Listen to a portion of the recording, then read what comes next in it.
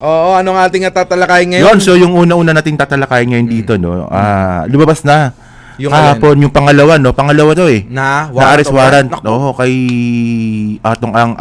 Ang ano ba ang tanong ba dito? Kasi arrest warrant to ng pangalawa eh. So ano ba? Kung ilan ba yung namatay na tao, ganun din ba kadaming arrest warrant niya? Kung ilang counts yata yan. Oh, ang dami no. Kasi Diba? ito, dalawa pa lang to eh. So, yung isa, kahapon sa Lipa. Nung nakaraan, yung sa sa Santa Cruz, Laguna. Ilan ba yung namatay na sa Bungero? So, iba-iba ba ang... Depende kasi yan eh. Kung ilan yung nagsampa ng kaso. Nag-file ng case, no? Oo. So, yun yung ganong karami. Kung lahat ng sabongerong nawawala, halimbawa, 50 sila, di ba? O di 50 kita mo naman, insan, kapag meron silang gathering, ang dami nila. Lahat sila, sinisigaw nila, katarungan. Yun na nga. So, kung paano lahat yung nag-file ng case, so, ganun kadami yung magiging arrest warrant ni Atong Ang. So shortcutin natin. Alam mo, napansin ko, sa panahon ni Pangulong Bongbong Marcos, sabi ko nga, dito nagkakaroon ng mga katarungan yung mga hindi nakakakuha ng hustisya. Yung mga sumisigaw ng hustisya nung panahon ni Digong, ngayon nagkakaroon. Oo, may justisya na, no? Diba? Oo, So, dito, sa panahon ni Pangulong Bongbong, may hustisya talaga. Kasi si Digong, kita mo, nakakulong na. Hustisya na tawag doon eh. Si Kibuloy. Di umano'y maraming ginahasa. Mga minor de edad na kababaihan. Grabe yung kay diba? Kibuloy na yan, no? Kita mo? Meron, may kwarto may kwento kay Kibuloy, no? Na lahat ng kwarto, andun yung mga babae. Nakaikot. Andun siya sa gitna. So parang ang kwento nila, ang mga kwarto ng mga kababaihan nakaikot sa kwarto niya. Mamimili na lang yan insan kung sino. No? Tsaka mga groomer talaga, no? Kasi, simula bata, pinapalaki niya, no? Pag hinug na to, pwede na to. Diba? Parang ganun yung style niya nga dito. Parang tinanim niya kapag nagbunga, pagka okay na, pwede nang pitasin, yun na. Ibabalik tayo na sa panahon ni Pangulong Bongbong Marcos, nagkaroon ng hustisya yung mga biniktima ni Kibuloy. Di ba? Yan yun eh. So, yung mga nagsasabi na wala daw ginagawa ang Pangulo sa kanyang administrasyon, nagkakamali kayo. Tumingin kayo kaliwat kanan, puro proyekto. Yung mga imposible nagiging posible. Hindi ko talaga alam kung ba't hindi makuha to ng mga DDS, no? Itong mga Duterte supporter, no? Especially itong kay Atong Ang, nagkaroon pa nito ng Senate investigation, no? Nung panahon ni Digong. At yung panahon ni Digong, ang tinuturo din talaga si Atong Ang din. Di ba merong investigation yan nung kay si Bato ata may hawak niyan eh. Ang tinuturo talaga si Atong Ang pa rin. Pero bakit natapos yung termino ni Digong? Wala naman nangyari. So, syempre, mapapaisip tayo, ano ba, kasabot ba to si Digong? Meron bang mga kaalyado si Digong na posibleng kasabot ni Atong Ang? Kung iisipin mo, maaari na ganun. Maaring tumama ka sa iniisip mo. Bakit ka mo? Si Atong Ang ay pinauwi ni Digong. Dahil nga kinasuhan nung panahon ni Aquino. Oo nga pala. Nung pinauwi, biglang pinatawag sa Malacanang. Kinausap ni Digong insan na sabi, na-appoint pa ata yan, Oo nga. Sabi nga ni Digong, magaling ito sa sugal. Sabi pa nga, nambola pa eh. Sa Davao nga, halos lahat ng sugal, siya nagpapaandar, si Atong Ang. Ngayon, bigla na lang, di ba, nawala na yung kaso, at bigla nang naging parang partner na ni Digong, si Atong Ang. Ito nakita ko dito, no, ano pala, ang alok pala kay Atong Ang, linisin niya yung PCSO. Ayun pala yung alok kay Atong Ang nung panahon ni Digong. Linisin mo yung PCSO. Diba? So, Paano? Nalinis niya ba? Kaya nga eh. Di ba? Di ba nagkaroon nga ng pagpatay doon sa isang kasama nila Garma? Naalala mo ba 'yun? Ano na pangalan nun? Nakalimutan, medyo matagal na kasi. Matagal na 'yun. Sa Quadcom kasi yan eh. Sa Quadcom yan. Pero tingin ko style lang ni Digong 'yun. Alam mo naman si Digong maraming sinasabi 'yun na hindi totoo eh. Ibig sabihin, iba yung sinasabi, siya ginagawa nun. Pero yung tanong kasi dito, no, itong kay Atong Ang last year pa to eh. Syempre kung ikaw si Atong Ang, alam mong party na yung warrant, may pera ka. Ang una mong gagawin talaga, magtatago ka. Tulad ngayon, nagtatago na ngayon. So sabi ng mga opisyal natin, wala daw record si Atong Ang na lumabas ng Pilipinas. Ewan natin kasi... May bago ba dun? Ayun nga eh. Ang problema kasi dito, insan, no, yung sistema natin ng judicial. sobrang bagal talaga. Especially pag may pera din talaga yung inaakusahan. Oo. Ay ang judicial na yan, di nahawak ng presidente yan, di ba? Pwede siyang i-push Mm. through DOJ. Di ba DOJ, i-push niya yung kaso na yan. Hanggang doon lang magagawa ng presidente. Nanagawa naman ng DOJ. O, di ba? Pero ngayon yung proseso kasi, nasa judiciary na yan eh. So, Kaya lang sabi ni Uyang Boying oo may corrupt daw sa judiciary. Yun Di ba ang- sabi niya? Oo. Oo may corrupt So ibig sabihin ba ano pa aasahan natin sa ating sa ating mga korte, sa Korte Suprema, 'di ba? Sa DOJ na rin, sa lahat na may kinalaman diyan sa judicial na 'yan. Pangmayaman na lang 'yan.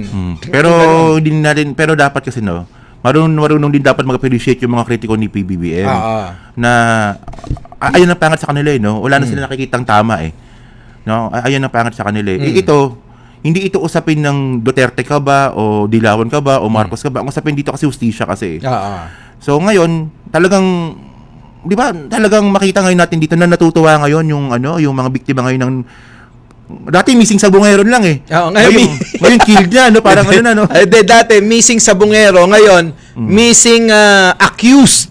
Atong ang na rin. Di ba? Mukhang sumama na sa mga missing sa Bungero. Nawala din si di ba? Si Gretchen ata absuelto parang wala parang lumayo na diyan parang kasi nung pumutok yan, biglang lumayo si Gretchen. At etong si Atong Ang parang napunta na kay Shine. Kilala mo ba 'yon? Sunshine Cruz? Sunshine Dizon. Dizon pala. Hindi ko alam. Sunshine Cruz yata. Cruz. Alam mo, oo. Yung dating ex naman ni yun? Cesar Montano. Yung maputing kilikili. Oo. Di ba? Oo. Yung dating kapartner nung kaibigan ko, ni Jay Manalo. Parang di tumatanda yun, si Sunshine, Oo. Di ba? Bagay kayo na. Uy, nako. Di na. Lagpas na ng ng age limit ko Alam mo naman ako Ano ba age limit mo? Hanggang 23. Joke lang. So yun, ano na mangyayari ngayon yan? At tingin ko, dagdagan ng insan. Kasi di ba pinatungan yung ulo. Oo nga pala, 10 million nga pala. 10 mababa yun Kayang doblen, triplen, 4 na beses. Ni Atong Ang dahil sa dami ng pera nun Pero grabe yung pagka-demonyo niyan, Tingnan mo Nandaya sa sabungan, pinatay mo. Tapos ang katutak, hindi gawa ng isang matinong tao. Correct. Dapat pinarusahan. Pwede naman nilang takutin. O kaya, pwede niyang demanda yung mga yun kasi mga mananari lang naman ata yung mga mananaya lang naman yung mga daw na manunupi kasi ganito yan. Manunupi nga pala, manunupi. Kapag ikaw pumunta sa sabungan, madalas meron talagang ganyan. Yung bang magdadala ng manok napatalo yung wala tapos yung parang hindi nag-training ba. Tapos yung tare, babalitarin, babalitutan yung tare. Hindi diretso. Iba naman talagang mananabong, pangsabong pero dadayain naman sa pagtatari. Ganon Tapos tatayaan sa kabila. Pagka dala-dala nila yun, imbis na dyan sila tumaya, doon pumupusta yung iba sa kabila. Yun. So, parang nagiging, syempre, pandaraya na rin yun. Pandaraya talaga yun. Pero kapag ganun, yung nga lang kasi, pwede mo naman takutin yan Takutin mo na lang sana na pero wala, pinatay niya talaga Pinatay niya talaga Di umano ay pinatay niya. Di umano. Para talaga sinasabi mo pinatay niya. Hindi kasi may probable cause kasi kaya di umano ay pinapatay ni Atong Ang. Kung iyong kukunin at dadamputin yung sinasabi nung witness na si Patidongan na para bang minsan, di ba? Siya daw mismo yung gumagawa. Kung hindi ako nagkakamali di umano. Di ba? Iba. Pero grabe yan si Patidongan, Yung damit, grabe, Yung akala mo yung itsura, mukhang lang squamos, pero yung damit, grabe, mga thousands of pesos pala, 100,000 pala yung mga damit. May pera din pala yung mama, hindi basta-basta din. Hindi pala basta-basta, alam mo naman, syempre, sa mga grupo ng mga ganyan kung wala ka rin At ako naman. kumita na siguro siya dyan sa ano na yan, dyan sa sabungan na yan. Oo. Kaya ano yan eh. Kung hindi ka nga mapapabilang sa grupo na yan, kung wala ka rin na basta na lang bigla kang susulpot sa kanila, walang ganun. Ibig sabihin, matagal na yung kanilang Pero ang tanong dito, Ethan, pagsasama. ano ba? Sa tingin mo ba mahuli ba to? Kung tatrabahuin talaga, kung magiging seryoso ang mga kinaukulan para tugisin, habulin, hanapin, matutugis. Si Tebes nga nahuli 'di ba? Grabe, ang dami nakahuli pala ni Si PBBM, no? si Alice Go na pauwi nakatakas na yun Kung tutusan, dami na pala napahuli ni PBBM, no? Masyadong underappreciated to, no? Yung nga si Tebes, si Alice Guo, si Digong, si Kibuloy. Di ba? Underappreciated, no? Parang hindi masyadong na-appreciate ng tao, no? Yung Kaya nga lagi ko tinatanong, ano ang nagawa ni Digong na magpanagot ng isang kurakot sa gobyerno nung panahon niya? Kasi yun yung kanyang advokasya. No. Case is coming nga. In 3 to 6 months, wala nang kurakot. Kaso, nag-iba. Ngayon, nalalaman natin ang katotohanan. Siya pala yung mastermind. Siya pala talaga yung pinakapuno. Oo. Yung pa lang, ibig niya sabihin, wala nang kurakot maliban sa akin. Maliban sa pamilya ko. Kami na lang ang mangungurakot dahil kami nanalo. Parang gano'n no? Pero ano yan, di ba? Naisip ko lang, no? Tama ka nga eh. Walang naparesto si Digong na na malaking isda, no? Nagbalaya pa nga siya ng mga senador na nasangkot. Yan na sinasabi sa PIDAP, di ba? Sa PIDAP. Lahat nga ng inakusahan. Tingnan mo. For example, merong senador, no, may kaso na sa PIDAP. Ipupush na lang yun eh. Ano nangyari? Wala. Naabsuelto pa. Tapos ngayon, ang nangyari, kasama na naman siya ngayon sa kakasuhan. Ayun na nga. So, parang nung panahon ni Digong, yung mga masasamang tao, inaabsuelto. At yung mga mabubuting tao na kalaban niya sa politika, yun yung pinapakulong niya, tulad ni Laila de Lima. Diba? Political yun eh. So, mamulitika si Digong nung panahon niya. Ang malupit pa nga dito, meron pang allegedly na pinapatay na mayor, di ba, si Halili. Di ba, kinoconnected din kay Digong yan pag may pagpatay ni Halili sa Batangas. Diba, hindi lang yan. Di ba, may branch ka doon, di ba? Hindi lang yan. Huwag mo na i-promote. Hindi lang yan. Meron pa yung sa kulungan si Espinosa, di ba? Matindi din yun. Mayor din yun ng Albuera. Pero pinatay nila. So, yan yung mga pamaraan ni Digong na napakarumi noon, na kapag ikaw ay kalaban sa politika o kaya gusto nilang manakot ng mga Pilipino, ng mga tao, gagawa sila ng isang senaryo na katatakutan ng mamamayang Pilipino at ng mga politiko na mga galit sa kanila, na wag na magsalita, manahimik. Parang ganon. Tingnan mo, no, yung mga napakulong ni Digong, si Dilima, tapos si Trillanes, ginipit. Pero samantalang itong kay Atong Ang, wala siyang ginawa talaga dito. Inabsuelto nga ni Digong lahat ng masasamang tao. Wala siyang ginawa dito.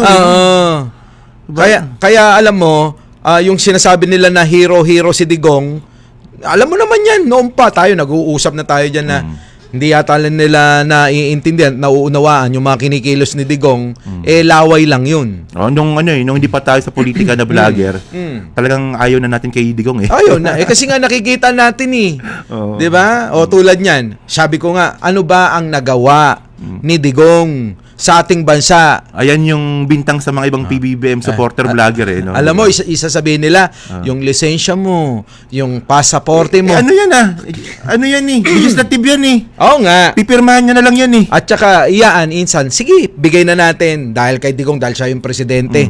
Alam mo, ang lisensya at pasaporte, pribileyo ng bawat Pilipino yan. At saka, hindi gumagastos ang gobyerno para doon. Wala man lang pondo na kumikita pa nga di ba? Kumikita pa ang gobyerno diyan. Hindi nila naiintindihan 'yon.